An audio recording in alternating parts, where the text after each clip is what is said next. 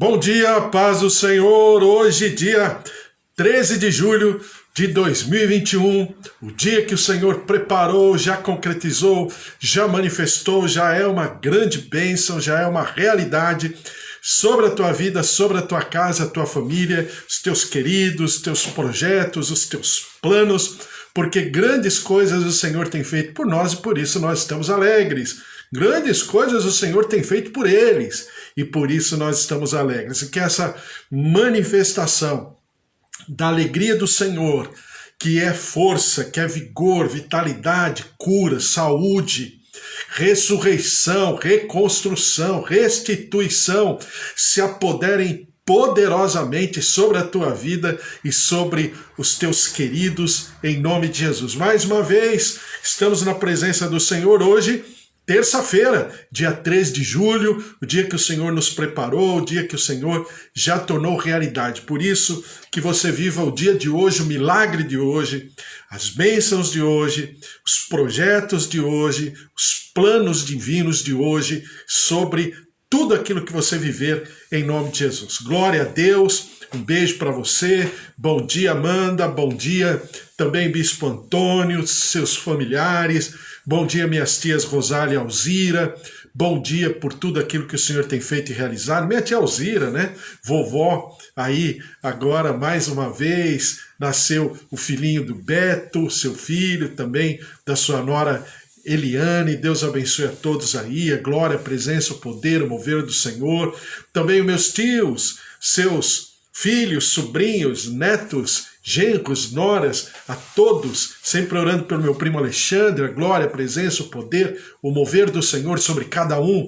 Também João, Roseli, Ângela, Deus abençoe a vocês, familiares, todos os queridos. Também Fábio, Márcia, Luiz Henrique, a todos, o Senhor abençoe também, Dona Efigênia, seu Augusto. Glória a Deus também, o Senhor esteja sobre a pastora Júlia, todos os seus queridos e familiares, os clientes e todos aqueles que ela pede oração sempre, estejam todos diante do Senhor, guardados, preservados pelo Senhor. Também o Senhor esteja sobre a tua vida e também sobre o Sueli Felintro, Elô e o Wesley, todos os familiares, também a Sônia lá de Vinhedo, todos os familiares, Tati, esposo, Toninho, seu Osvaldo, todos ali, a glória, a presença, o poder, o mover do Senhor. A Kátia também lá de Valinhos, Deus abençoe junto com a sua filha Rafa, o Senhor esteja sobre cada um, também o Senhor esteja sobre Rosa Araújo, a bênção, a presença, o mover do Senhor, sobre a Thaís, nós estamos orando também pelo Márcio, viu? Para que ele seja cada dia mais fortalecido no seu organismo e saia dessa situação da Covid-19, está na UTI, e nós estamos orando e clamando pela vida do Márcio também, em nome de Jesus. Glória a Deus, estamos na presença do Senhor, meus pais, e também seu João, Dona Dária, seu Toninho, Dona Nadir, o Senhor esteja sobre cada um, Pastor Amara também, o Senhor te abençoe, também Ulisses, Milena, Douglas e também a esposa do Ulisses e também seus netos. A presença do Senhor esteja sobre a tua vida, sobre a tua casa, a tua família, em nome de Jesus. Estamos mais uma vez lendo a palavra do Senhor, sempre meditando na palavra. Claro que estamos em Mateus 21, 22, 23, 24, 25, porque estamos falando de escatologia, não tem como falar de escatologia sem citarmos esses textos, usarmos esses textos como Paulo diz na palavra, né? Os rudimentos da palavra, ou os fundamentos da palavra, ou as doutrinas de Cristo, como ele diz, e é exatamente isso que nós estamos fazendo. A partir de Mateus 21, 22, 23, 24 e 25, estamos visitando todo o conceito de escatologia. Porque para visitarmos os conceitos de escatologia, temos que visitar a Bíblia inteira. Não tem como. E hoje, mais uma vez, eu vou te provar isso. Então nós vamos ler, vamos dar continuidade. Ontem eu comecei lendo Hebreus capítulo 6, versículo 1 a 3. Só vou ler o versículo 1 que diz assim: arrependimento de obras mortas e da fé em Deus. 2 assuntos. Ensino dos batismos, 3º assunto. Imposição de mãos, 4º assunto. E da ressurreição dos mortos, 5º assunto. E do juízo eterno, 6º assunto. Então, o que nós estamos abordando desses assuntos que está escrito em Hebreus capítulo 6, versículo 1 a 2. Nós estamos falando sobre a ressurreição dos mortos, né, que é chamado de doutrina de Cristo, ou princípios elementares, ou rudimentos da doutrina de Cristo, ou de Cristo, rudimentos é doutrina, é fundamento, né? Então, e também vamos falar de juízo eterno. Só que agora eu estou pontuando apenas a ressurreição dos mortos. A Bíblia fala em Daniel capítulo 12, versículo 1, eu li ontem, vou ler só o versículo 2. Muitos os que dormem no pó da terra ressuscitarão, uns para a vida eterna, um grupo, e outros para a vergonha e horror eterno, outro grupo. Então, significando que a ressurreição dos mortos se dará em 2 etapas, né? A primeira etapa, antes do milênio, é a etapa da ressurreição daqueles que são chamados primícias com o Senhor Jesus. A segunda etapa é a ressurreição dos mortos pós-milênio, porque são aqueles mortos que são chamados, ou ressuscitados agora, ou ressurretos, que são chamados para julgamento final. Tá? Atos capítulo 24, versículo 14 diz assim, versículo 15, tendo esperança em Deus, como também estes a têm, de que haverá ressurreição, tanto de injustos como de justos. Não, melhor, a palavra está falando de uma outra ordem, tanto de justos como também de injustos, ou seja, haverão 2 grupos de ressurretos em momentos diferentes, tá? É exatamente o que eu venho sempre pontuando com você, destacando, né? Grupo de Israel, grupo gentílico e grupo da Igreja de Deus. São 3 grupos. A porta da graça está aberta para todos esses? Com certeza. Só que o Senhor tratará a cada grupo de uma maneira, em momentos diferentes, em tempos diferentes. Exatamente o que acontecerá com aqueles que ressuscitarão, né? A ressurreição se dará em 2 momentos. Aqui a Bíblia fala tanto de justos, primeiro momento, como de injustos, segundo momento. Então, todos ressuscitarão, todos, indistintamente. Só que o primeiro grupo vai ressuscitar juntamente com Cristo, né? Ou chamado as primícias. E o segundo grupo ressuscitará num outro momento, num outro tempo, tá? João capítulo 5, versículo 28 diz assim, não vos maravilheis disto, porque vem a hora em que todos os que se acham nos túmulos ouvirão a sua voz e sairão. Li ontem também esse texto. Versículo 29. Os que tiverem feito bem, para a ressurreição da vida. E os que tiverem praticado mal, para a ressurreição do juízo. Então, que momento eles serão ressurretos? No momento do juízo. Diferente do primeiro grupo, que serão ressuscitados para a vida. Em que momento? No momento do arrebatamento. O arrebatamento é quando aqueles que estarão mortos ressuscitarão para se encontrarem com Jesus à beira do caminho, né, nas nuvens com poder e glória, como diz a palavra. Eu nada posso fazer, versículo 30, de mim mesmo, na forma por que ouço, julgo. O meu juízo é justo porque não procuro a minha própria vontade, e sim a daquele que me enviou. João capítulo 5, versículo 31. Se eu testifico a respeito de mim mesmo, o meu testemunho não é verdadeiro. Outro é o que testifica ao meu respeito, e sei que é verdadeiro o testemunho que ele dá de mim.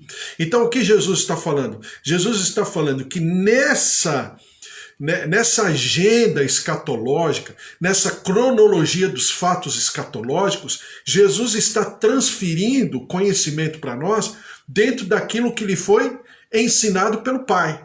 Então, é uma condição espiritual, ou seja, é uma condição, vamos dizer, sine qua non, Não tem outra alteração, não tem discussão, é o que vai acontecer.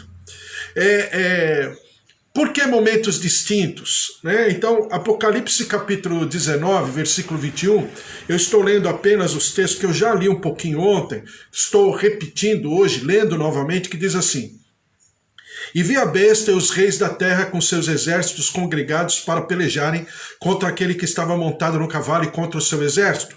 Mas a besta foi aprisionada e com ela o falso profeta que, com os sinais feitos diante dela, seduziu aqueles que receberam a marca da besta e eram os adoradores da sua imagem. Os dois foram lançados vivos dentro do lago de fogo que arde com enxofre. Os restantes foram mortos com a espada que saía da boca daquele que estava montado no cavalo. E todas as aves se fartaram das suas carnes. Apocalipse, agora o texto, Apocalipse capítulo 20, versículo 1. Então vi descer do céu um anjo. Tinha na mão a chave do abismo e uma grande corrente. Ele segurou o dragão, a antiga serpente, que é o diabo, Satanás, e o prendeu por 1000 anos. Lançou-o no abismo, fechou e pôs selo sobre ele, para que não mais enganasse as nações até se completarem 1000 anos. Depois disto é necessário que ele seja solto pouco tempo. Agora veja o versículo 4. Vi também tronos, e nesses sentaram-se aqueles aos quais foi dada a autoridade de julgar. E agora no versículo 8 diz, no versículo 4 ainda diz assim, né? E viveram e reinaram com Cristo durante 1000 anos. Ou seja, aqueles que ressuscitarão, chamados primícias, juntamente com Jesus Cristo, serão aqueles que reinarão, né, durante esses 1000 anos. Não vou entrar nessa linha de raciocínio dos 1000 anos, depois a gente fala a respeito. E tem aqueles que virão a posteriori, ou seja, depois dos 1000 anos. Né? Os restantes dos mortos não reviveram até que se completassem os 1000 anos. Essa é a primeira ressurreição. Bem-aventurado e santo é aquele que tem parte na primeira ressurreição. Sobre esses, a segunda morte não tem autoridade. Ou seja, os que têm parte na primeira ressurreição estão, né, habilitados para viverem juntamente com o Senhor. E aqueles que ressuscitarão na segunda ressurreição são aqueles que não estarão habilitados. Por isso que a Bíblia fala justos e injustos. Né? Sobre essa segunda morte não tem autoridade. Pelo contrário, serão sacerdotes de Deus e de Cristo e reinarão com ele os 1000 anos. Que eu falei para você exatamente a respeito da tribo de Levi. Por que nós pertencemos à tribo de Levi? Porque a tribo de Levi foi comprada por preço pelo Senhor através de Moisés, ainda lá no tempo do Êxodo 32, 33, 34, 35, falam a respeito disso, quando o povo se propõe a desobedecer, né, colocar em xeque a autoridade de Moisés e, por conseguinte, a autoridade do próprio Senhor. E por causa disso, o Senhor fala que não queria mais o povo. E aí o Senhor compra a tribo de Levi, falando que através da tribo seria estabelecida toda a herança e todo o projeto de Deus. E aqui a tribo de Levi é levantada. É por isso que nós somos uma nação de reino, uma nação chamada reino sacerdotal, ou uma nação de reis e sacerdotes, tá bom? A primeira ressurreição acontece antes do milênio, é a ressurreição dos justos para a vida, é a ressurreição dos justos para a vida eterna. Agora, essa ressurreição, ela é um ato contínuo em 3 etapas. Por quê? É um paralelo da lei das colheitas. Eu quero dizer o que significa a lei das colheitas. Vamos lembrar, eu vou ler daqui a pouco o livro de Levítico, mas só para você saber o que é a lei. Bom dia, Thaís, Deus abençoe. Estamos orando pelo Márcio todos os dias e continuamos orando hoje pela restauração e completa, né, saúde do Márcio em nome de Jesus. Então, o que é a lei da colheita? A lei da colheita era feita em, vamos chamar assim, 3 etapas, tá? Primeiro, a colheita está boa. O que o agricultor fazia? O agricultor vinha e pegava a colheita, por exemplo, de trigo, ele abraçava um feixe.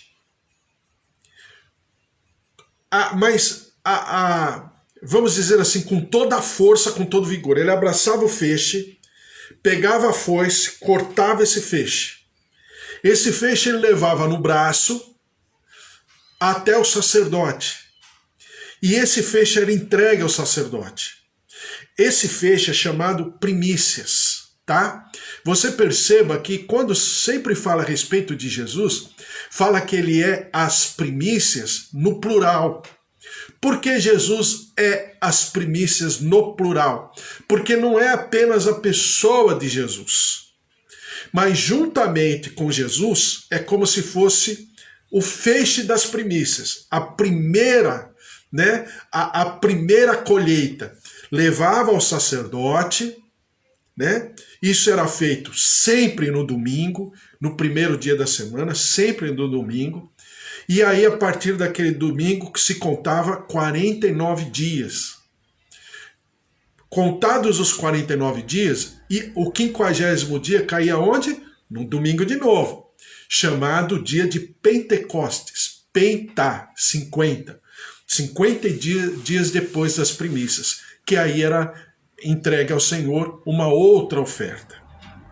Então, eu só estou falando isso aqui para você, para a gente entender o que significa ler a Bíblia, no sentido de entendermos tudo. E aí fica mais fácil, aí você não é levado por qualquer linha de raciocínio, porque tudo na palavra de Deus é pensado. Tudo na palavra de Deus é matematicamente falando estabelecido pelo Senhor. Então, que dia que o Senhor ressuscita? Ele ressuscita num domingo, né? Que dia que se derrama o ministério, o batismo, né? A plenitude do Espírito Santo sobre os discípulos, agora apóstolos? Exatamente no dia de Pentecostes, ou seja, no domingo. Né? Então você perceba que tudo na palavra de Deus é muito bem trabalhado. Tudo está dentro de uma linha de raciocínio completamente perfeita, porque é Deus quem está estabelecendo.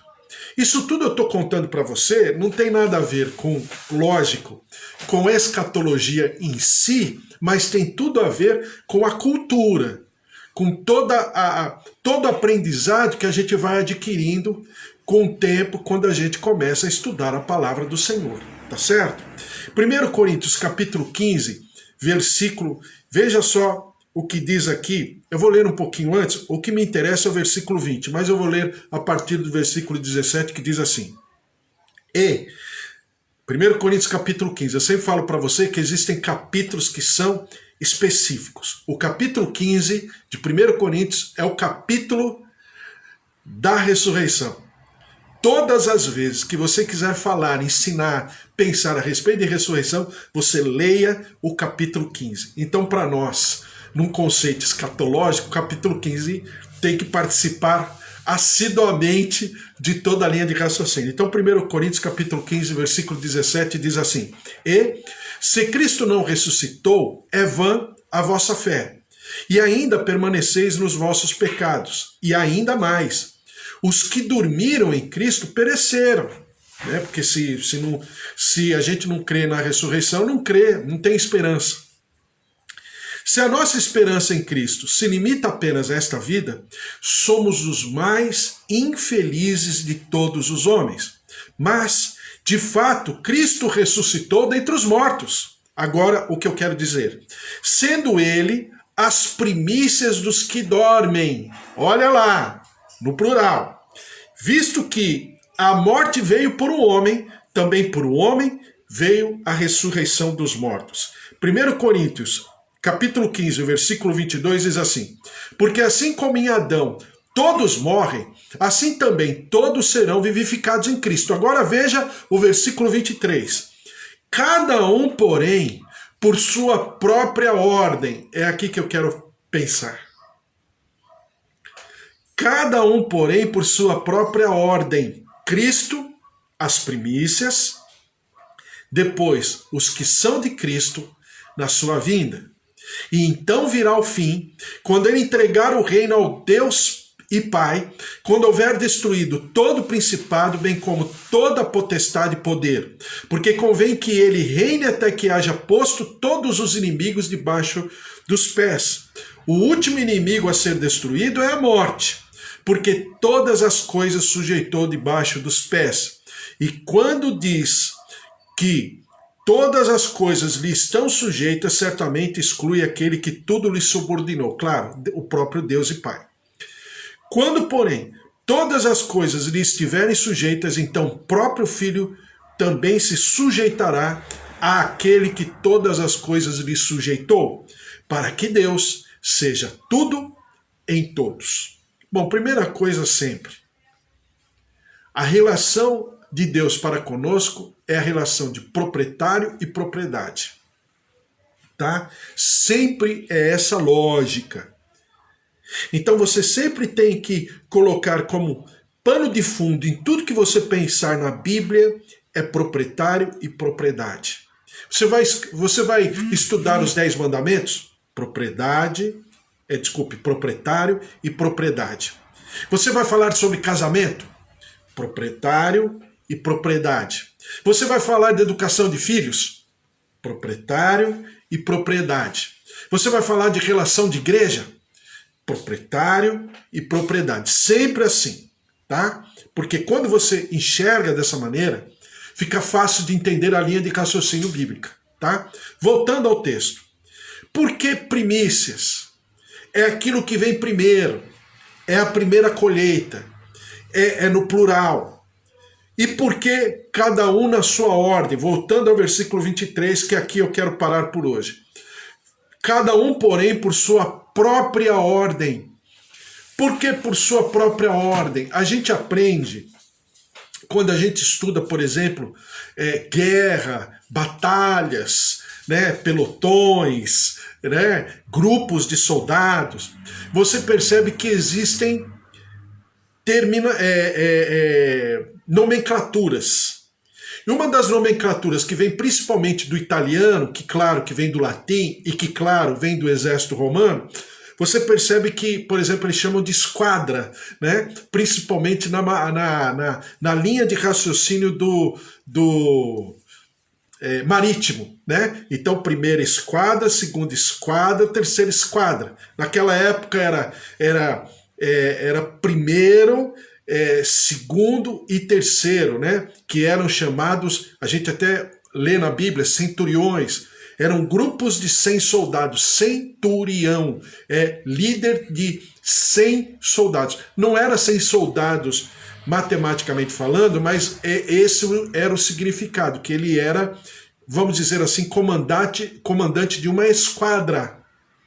Então, quando você vai para a linha da Marinha, por exemplo, italiana e brasileira, e todos parece que no mundo inteiro se utilizam da mesma nomenclatura, então você tem o almirante, você tem o vice-almirante e você tem o contra-almirante. O almirante, ele é líder de toda a esquadra, mas ele vem primeiro, junto com seu conjunto de navios, né? Tem uma guerra, então ele vem primeiro. Ele seria chamado aquilo que o exército chama de infantaria. Ele vem em primeiro lugar. Então ele vai para o front. Depois você tem o vice-almirante, aquele do meio, que ele comanda uma outra esquadra. Mas ele está, né? Ele é menor do que o almirante, mas ele também é vice-almirante, ele também é comandante. E depois você tem na terceira esquadra, né, que vem no final, que eles chamam a esquadra de apoio e ao mesmo tempo a esquadra das costas, né? Você chama de contra-almirante, que também tem uma esquadra. Então você divide, né, os grupos dessa maneira. Quando fala aqui, cada um, porém, por sua própria ordem, No grego significa cada um, porém, segundo a sua organização, conforme a sua equipe que foi organizada anteriormente. Qual é? As equipes que ressuscitarão, ou os grupos que ressuscitarão. Então diz aqui no versículo 23, cada um, porém, por sua própria ordem. Cristo, as primícias, depois os que são de Cristo na sua vinda. Então você percebe que dentro da própria ressurreição tem assim vamos dizer assim, pequenos grupos dentro do mesmo grupo, que é o grupo de Cristo, daqueles que ressuscitarão para a vida. Aí você vai falar, mas por que você está falando por tanto detalhe? Porque a Bíblia fala de detalhe, eu também estou falando para você. A minha linha de raciocínio é estudar a Bíblia. Por quê? Porque eu alimento a minha fé e espero que você esteja sendo alimentado na tua fé. Nós cremos na ressurreição? Com certeza. Nós cremos em Jesus Cristo? Com certeza. Mas isso não significa que eu não preciso alimentar a inteligência da minha fé. Então, Mateus capítulo 27, veja a linha de raciocínio como ela é a mesma. Eu sempre falo para você que a Bíblia ela é um texto visionário, ela sempre vai olhar para frente, certo? Por quê? Porque toda a Bíblia ela é profética.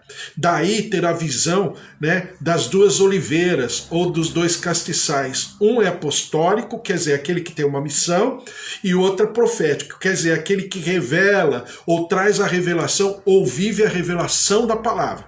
Tá? Você sempre vai ter essa constituição bíblica, essa plataforma de acontecimentos. Então, dentro disso, Mateus capítulo 27, versículo 50 diz assim, veja só, Mateus 27, 50, agora estamos falando já de Jesus Cristo. E Jesus, clamando outra vez com grande voz, entregou o seu espírito. Eis que o véu do santuário se rasgou em duas partes de alto a baixo, tremeu a terra, fenderam-se as rochas. Abriram-se os sepulcros, e muitos corpos de santos que dormiam ressuscitaram. E, saindo dos sepulcros depois da ressurreição de Jesus, na morte de Jesus, sepulcros foram abertos. Pessoas foram ressuscitadas. Pessoas que estavam ali, naqueles sepulcros há tempos, se levantaram de sepulcros e entraram na cidade. Imagina o medo, imagina a correria de todo mundo ali. Primeira vez. Segunda vez. Versículo 50. Desculpe, versículo 53. E saindo dos sepulcros depois da ressurreição de Jesus. Então houve um pequeno grupo, que os sepulcros foram abertos, e saíram na cidade. Na ressurreição de Jesus, as primícias, lembra? É um ato profético, as primícias. É a primeira colheita.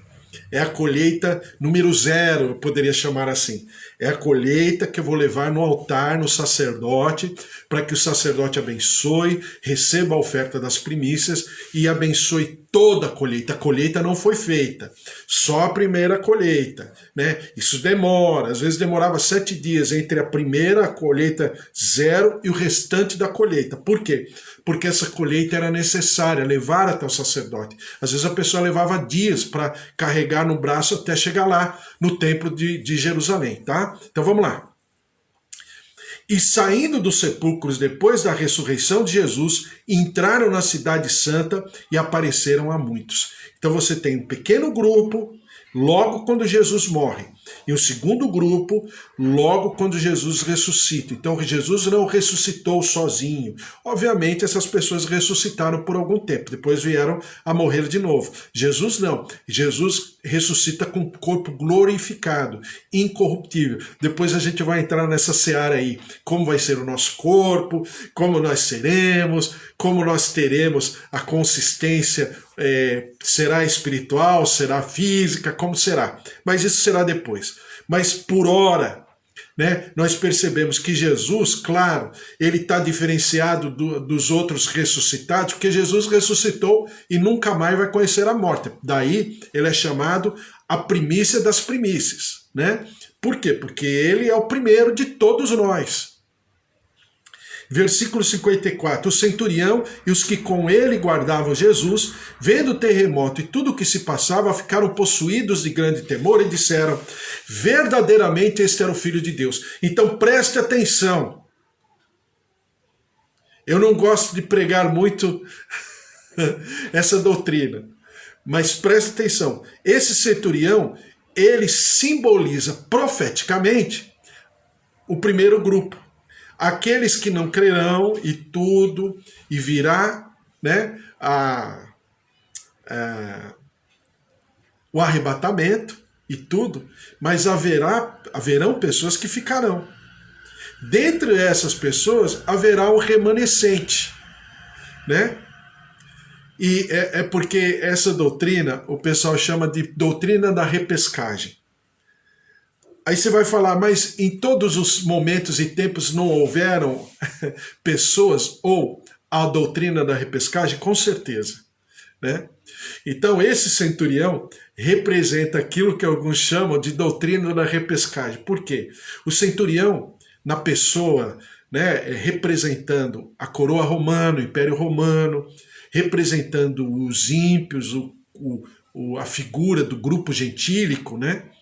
Ele, na sua morte, ele percebe que Jesus é quem ele dizia que era, né? E ele fala, verdadeiramente, este era Filho de Deus. Então é óbvio que em todos os momentos haverão os remanescentes. Mas eu não posso, e você também não pode, ser levado para uma outra linha, que é a linha daquele filme que eu sempre falo para você, que ele é um grande nisso. Eu gosto do filme, já assisti várias vezes, falo sempre para as minhas filhas assistirem. A questão não é o filme.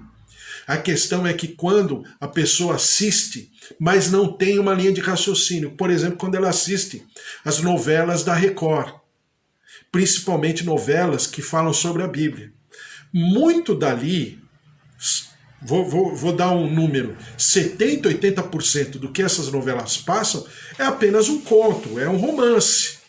Dentro disso, ela cumpre com seu papel, mas não para conhecimento bíblico, porque traz uma confusão na cabeça das pessoas, que às vezes as pessoas vêm perguntar coisas para mim que são claras, mas por que elas não sabem? Porque elas não leram a Bíblia. Não entenderam a Bíblia, aí vai direto na novela, é o que acontece. Exatamente o que acontece com esse filme Deixados para Trás. Essa doutrina do Deixados para Trás, ela é um desserviço nesse sentido. Por quê? Porque ela mostra que sempre haverá uma segunda chance. E a Bíblia fala, por exemplo, na parábola das 10 virgens, que não haverá uma segunda chance. Ah, mas e o remanescente? Claro, vai haver, sempre haverá. Porque o Espírito Santo sempre vai agir. Claro, porque a misericórdia do Senhor sempre vai se manifestar. Mas não é o plano original. Não é o plano inicial. Não é o plano perfeito, bom e agradável que é a vontade do Senhor.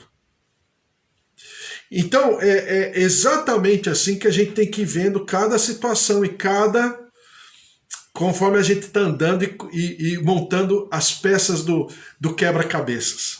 1 Coríntios capítulo 15, versículo 16, já lemos, eu vou ler de novo, diz assim, porque se os mortos não ressuscitam, também Cristo não ressuscitou. E se Cristo não ressuscitou, é vã a vossa fé. E ainda permaneceis nos vossos pecados.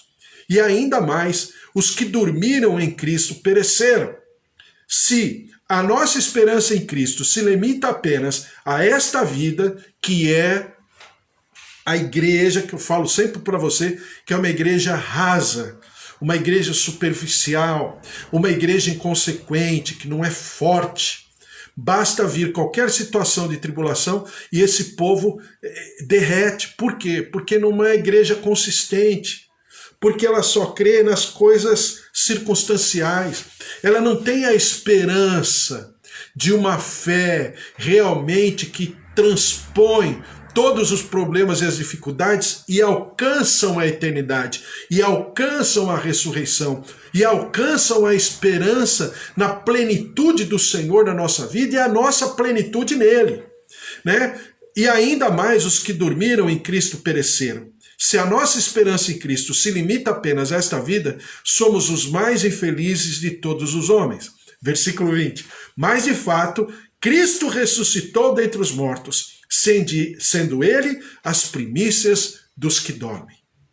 Então, existe ressurreição e nós, em nome de Jesus, ressuscitaremos com ele. Versículo 23 diz: cada um, porém, por sua própria ordem. Cristo, as primícias, depois os que são de Cristo na sua vinda.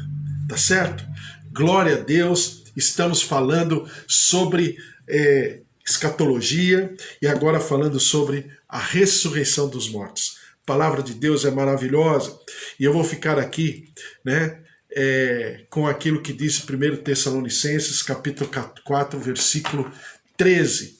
Não queremos, porém, irmãos, que sejais ignorantes com respeito aos que dormem, para não vos entristecerdes como os demais, que não têm esperança. Pois se cremos que Jesus morreu e ressuscitou, assim também Deus, mediante Jesus, trará em sua companhia os que dormem. Olha lá, a vinda do Senhor Jesus, agora depois do arrebatamento, a vinda do Senhor Jesus, ele vindo, né, para cumprir com o seu reinado, com aquilo que as pessoas chamam de guerra do Armagedon, né? Ele vem com aqueles que dormem, né? Em sua companhia os que dormem. Ora, ainda vos declaramos por palavra do Senhor, isto é, nós os vivos, os que ficarmos até a vinda do Senhor, de modo algum precederemos os que dormem. Porquanto o Senhor mesmo, dado a sua palavra de ordem, ouvida a voz do arcanjo e ressoada a trombeta de Deus, descerá dos céus, e os mortos em Cristo ressuscitarão primeiro. Depois nós, os vivos, os que ficarmos, seremos arrebatados juntamente com eles entre nuvens, para o encontro do Senhor nos ares, e assim estaremos para sempre com o Senhor. E a Bíblia fala no versículo 18 que é maravilhoso, e eu termino aqui. Consolai-vos, pois, uns aos outros com estas palavras. Por quê? O que nos dá esperança, o que nos faz viver, quando nós perdemos os nossos queridos, amados, é que nós vamos nos encontrar com eles. E que todos nós veremos a glória exatamente do sol da justiça.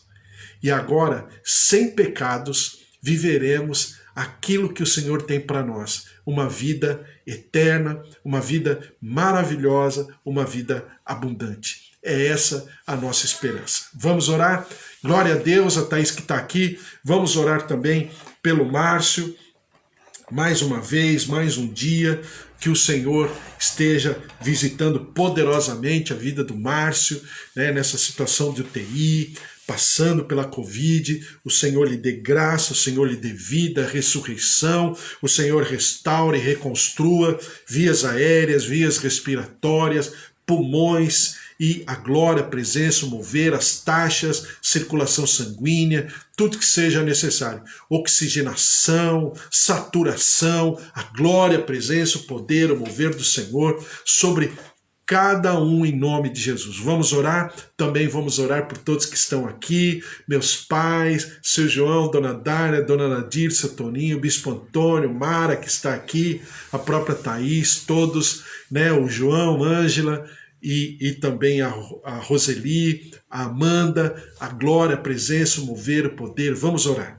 Senhor, nosso Deus, nosso Pai, mais uma vez, estamos nos deliciando na Tua palavra e nas Tuas promessas. Que maravilhoso, que momento especial, quando nós somos fortalecidos e nós entendemos toda a Tua palavra, uma palavra que o Senhor falou e prometeu lá no tempo de Moisés, ainda está viva, ainda ela está se cumprindo, ainda ela estará se manifestando no futuro. Por isso a Ti todo louvor, toda honra e toda glória.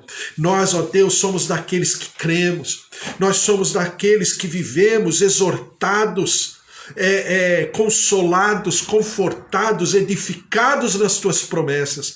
Por isso, ó Deus, fortalece-nos na nossa mente, no nosso interior, no nosso emocional.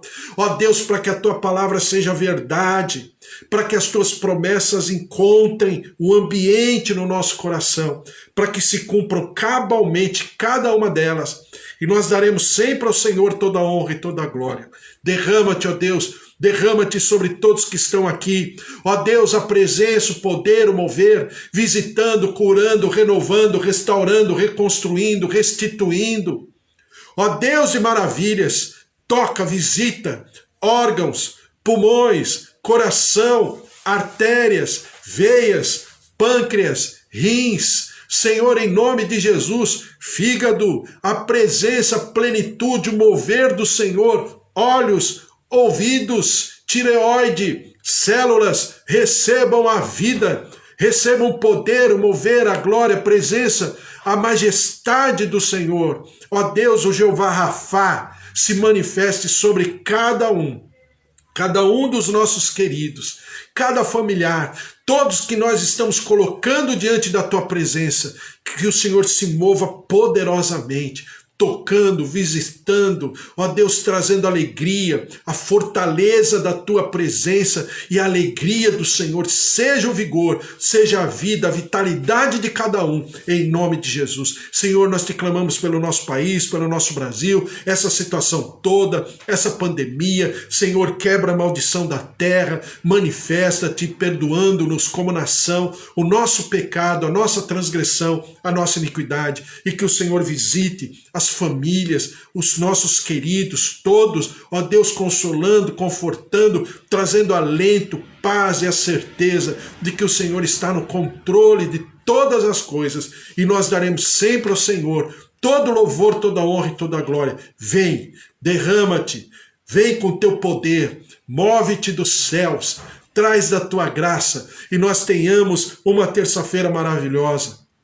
Uma terça-feira especial, uma terça-feira, ó Deus, das nossas atividades, dos nossos projetos, nossas tarefas, nossas responsabilidades. O Senhor venha com a tua palavra, com a tua revelação, com a tua direção, e que nós tenhamos essa terça-feira na tua presença. E tudo que for bom, perfeito e agradável se manifeste sobre nós e através de nós. E nós daremos sempre ao Senhor toda a honra e toda a glória. Senhor, vem e toma o teu lugar em nome de Jesus. Amém. Amém. Glória a Deus. Que o amor do Deus Pai Todo-Poderoso, que fez o céu e a terra, e a vida vitoriosa em Jesus Cristo, e as consolações do Espírito Santo da promessa estejam sobre a tua vida, a tua casa, a tua família, os teus queridos, em nome de Jesus. E nunca te falte o amor, a plenitude, a unção da vida, porque se Deus é por nós, quem será contra nós? Se o Senhor é o nosso pastor, de nada nós teremos falta. Um beijo para você, até amanhã. Amanhã tem mais, quarta-feira às 10 horas da manhã. Fique na paz, uma terça-feira muito especial. Deus abençoe. Beijos, até amanhã. Tchau, tchau. Fiquem na paz.